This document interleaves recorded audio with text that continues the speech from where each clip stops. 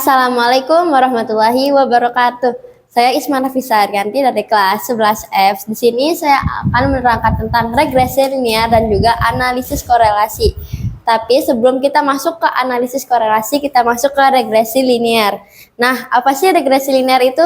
Regresi linear itu ialah metode statistik yang digunakan untuk memahami dan memodelkan hubungan antara dua variabel atau lebih. Nah, dua variabel ini biasanya sumbu X dan juga Y. X itu yang berarti independen atau variabel bebas. Nah, kalau Y itu dependen, yang disebut variabel terikat. Nah, kalau X ini dia bebas mau apa aja, dan kalau misalnya Y ini terikat, dia harus ngikutin yang bersambung dengan variabel X. Oke. Dan biasanya regresi linear itu terbagi menjadi dua, yaitu yang ke satu metode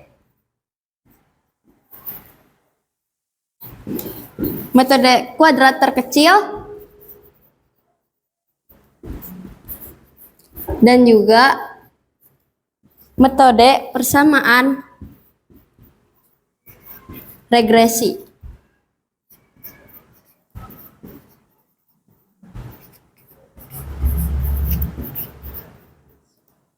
Nah, sebelum di sini saya akan mengasihkan contoh untuk metode persamaan regresi, saya akan menjelaskan tentang metode kuadrat terkecil dulu yang pertama. Nah, apa sih metode kuadrat terkecil itu? Jadi, metode kuadrat terkecil itu ialah teknik statistik yang digunakan untuk menemukan garis base fit. Nah, apa itu garis base fit? Jadi, garis base fit itu garis lurus yang terbaik.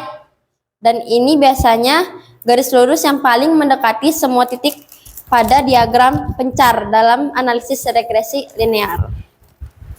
Oke, nah kan tadi yang ke satu kita menjelaskan tentang metode kuadrat terkecil. Nah, ini yang kedua tentang menjelaskan tentang persamaan regresi. Saya akan kasih contohnya, guys. Taruh. Oke, guys, di sini saya akan menjelaskan tentang persamaan regresi. Nah, sebelum itu di sini ada rumusnya, yaitu Y topi sama dengan A plus BX. A itu yang berarti konstanta dan B itu yang berarti koefisien. Dan kita langsung masukin aja ke sini. Di sini udah ada X dan Y. X ini ada 4, 5, 6, 7, 8 dan juga Y-nya ada 2, 4, 5, 3 dan 5. Kita langsung ke XY dan juga X kuadrat. XY ini dari hasil 8 ini tuh dari 4 di X, 2 di Y, yaitu 4 kali 2 sama dengan 8. Kan XY, X dikali Y. Otomatis 4 kali 2 sama dengan 8. Dan X kuadrat itu ialah X 4 ini dikuadratkan, yaitu 16. Dan sigma ini ialah jumlah angka dari satu data ini. Satu variabel ya, guys. Nah, sigma X di sini ada 30 dan sigma Y ini sama dengan 19 dan sigma XY di sini ada 119 dan juga sigma X kuadrat yaitu ada 190. Kita langsung masuk ke rumus koefisien untuk mencari B. Kan sebelum mencari konstanta itu kita harus masuk ke koefisien. Untuk mencari konstanta, guys, kita harus tahu nih B-nya ini berapa, koefisiennya ini berapa. B-nya ini rumusnya N sigma X ya dikurang sigma X dikali sigma Y per N sigma X kuadrat dikurang sigma X dikuadratkan. Kita langsung masukin aja, guys. Jadi B sama dengan N-nya ini sama dengan jumlah pasangan, guys. Ini jumlah pasangannya ada 1, 2, 3, 4, 5. Ada 5. Dan sigma XY-nya ini ada 119, kita masukin. Dikurang sigma X. Sigma X ini ada 30. Dikali sigma Y. Sigma Y-nya ini ada 19. Dan juga per N ini ada 5. Dan sigma X kuadrat ada 190 dan juga sigma X dikuadratkan itu di sini ada 30, berarti 30 dikuadratkan menjadi 900. Lalu hasil dari 5 kali 119 yaitu 595. Lalu dikurang 30 dikali 19 yaitu dari 570. Nih yang dalam kurung kita kaliin dulu ya, guys. 5 dikali 190 sama dengan 950, baru dikurang 900 yang menetap kita turunin, jadi 595 dikurang 570 sama dengan 25. 950 dikurang 900 sama dengan 50. Jadi di sini ada 25 per 50. 25 dibagi 50 sama dengan 0,5. Jadi koefisiensi B ini adalah 0,5. Jadi guys, di sini kan kita udah selesai untuk mencari koefisiensi B yaitu 0,5 ya. Terus kita langsung masuk ke rumus konstanta. A sama dengan sigma Y B sigma X di per N. Kita langsung masukin sigma Y tadi 19 dan koefisiensi tadi 0,5, sigma X dimasukin 30, dan sebelum itu kita kurungin dulu nih hasil dari koefisiensi dan juga sigma X. Lalu kita langsung per N, sama dengan N-nya tadi 5. Nah, kita langsung masukin sini 19. 19 dikurangin dari hasil 0,5 dikali 30. Atau dari hasil B dikali sigma X. Sama dengan 15. Baru per 5. Terus 19 dikurang 15 sama dengan 4. Per 5 sama dengan 0,8. Jadi hasil dari konstanta ialah 0,8. Kita langsung masukin Y topi dengan A plus BX. Konstantanya langsung dimasukin, A-nya itu sama dengan 0,8, Y topi 0,8 plus B-nya itu tadi 0,5. 0,5, X-nya tetap nggak diberubah-ubah. Jadi Y topinya ini adalah 0,8 plus 0,5X. Sekian dari metode persamaan regresi. Oke guys, sekarang kita akan menjelaskan tentang analisis korelasi. Nah, apa sih analisis korelasi? Analisis korelasi adalah teknik statistik yang digunakan untuk mengukur dan menganalisis kekuatan serta arah hubungannya nih guys. Antara hubungan dua variabel ini mau kemana gitu guys. Jadi dua variabel ini yang tadi saya sebutin yaitu X dan Y. Jadi kita langsung masukin aja ya rumusnya. R itu sama dengan korelasi ya guys. Korelasi. Dan untuk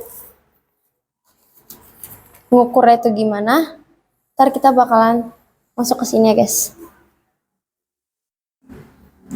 Jadi di sini sekarang udah ada nilai korelasinya tuh berkisaran antara min 1 hingga 1 sampai 1 guys. Min 1 sampai positif 1. Jadi korelasi min 1 itu menunjukkan tentang negatif sempurna. Dan untuk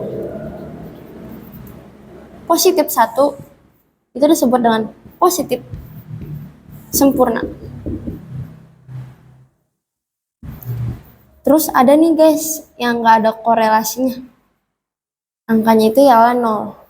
Dia nggak punya korelasi guys. Nggak ada korelasinya. Terus kita lanjut untuk ke rumus ya guys. Kita langsung aja di sini untuk mencari korelasi. Di sini sama kayak tadi ada X, Y, dan juga ada X.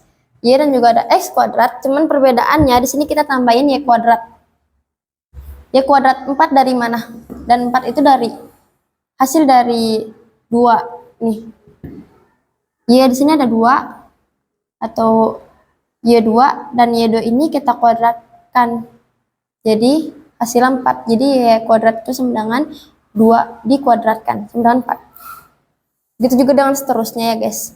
Sampai sigma Y kuadrat itu ialah 79. Kita ulangin ya guys, dari sigma X di sini ada 30, sigma Y-nya ini ada 19, dan sigma X Y-nya di sini ada 119, dan sigma X kuadrat ada 190, dan juga sigma Y kuadrat ada 79. Lalu kita langsung masuk ke rumus untuk mencari korelasi. Oke guys, di sini kita akan mencari yaitu tentang rumus korelasi. Untuk mencari korelasi yaitu ada N sigma XY baru min sigma X dikali sigma Y per, kita perkuadratkan menjadi N sigma X kuadrat min sigma X dikuadratkan, lalu ada N sigma Y kuadrat min sigma Y dikuadratkan. Kita langsung masukin guys, di sini N sama dengan 5 dan di sini sigma X Y sama dengan 119 min sigma X 30 sigma Y 19. Lalu per, kita akan kuadratkan menjadi di sini N sama dengan 5 dan sigma X kuadrat itu 190 dan juga sigma X dikuadratkan, yaitu kita masukin aja dulu sigma X nya yaitu 30. Habis itu nanti kita kuadratkan. Kita lanjut ke N sama dengan 5 dan sigma Y kuadrat sama dengan 79 ya guys. Di sini dikurang sigma Y yaitu 19, nanti kita kuadratkan. Langsung kita hitung di sini guys. Kita hitung menjadi 5 dikali 119 sama dengan 595. Baru dikurang 30 dikali 19 yaitu 570. Baru kita akar kuadratkan per akar kuadratkan. Kita hitung dulu yang dalam kurung ya guys. 5 dikali 190 sama dengan, oke, kita kali dulu, kita tadi udah per, baru kita akar kuadratkan, lalu lanjut 5 dikali 190 sama dengan 950, lalu dikurang 30 dikuadratkan, yaitu dikurang 900. Kita buka kurung, bertutup kurung ya guys. Lalu kita lanjut ke 5 dikali 79. 5 dikali 79 sama dengan 395 min 19 dikuadratkan menjadi 361. Jadi kita langsung masukin 595 dikurang 570 yaitu 25 per, kita akar kuadratkan 950 dikurang 900. Guys, sekarang kita hitung dulu yang dalam kurung. 950 dikurang 900 sama dengan 50. Lalu 395 dikurang 361 sama dengan 34. Jadi nanti 25 nya tetap per, akar kuadratkan 50 dikali 34 yaitu 1700. Jadi 25 tetap. Jadi akar kuadrat dari 1700 ialah 41,23. Jadi hasilnya ialah 25 per 41,23 ini, atau 25 dibagi 41,23, hasilnya ialah 0,606. Jadi ini untuk hasil dari korelasi ya guys. Dan biasanya 0,6 ini dikategorikan untuk cukup kuat. Cukup kuat ya guys. Sekian dari penjelasan analisis korelasi. Kurang lebihnya mohon maaf. Wassalamualaikum warahmatullahi wabarakatuh.